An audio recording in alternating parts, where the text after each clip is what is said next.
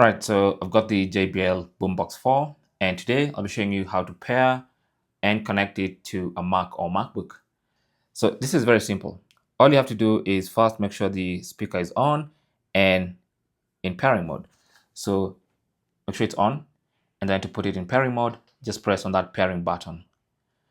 So with the speaker in pairing mode, you want to go to the Bluetooth settings of your Mac. So the control center in the top right corner, click on that and then click on Bluetooth and then select Bluetooth settings. So that's going to open up the Bluetooth settings. And if you scroll to the bottom of that page or that window, you should see your JBL Boombox 4. Go ahead and click on connect and it should get connected right away. There you go. You can see it says connected and that's it. Now, the only thing you need to do is make sure it's set as the sound output device. So if you go back to the control center, go to sound, make sure your JBL Boombox 4 is selected as the sound output device. And then now you can listen to any kind of music or media through the JBL speaker. Thanks for watching and good luck.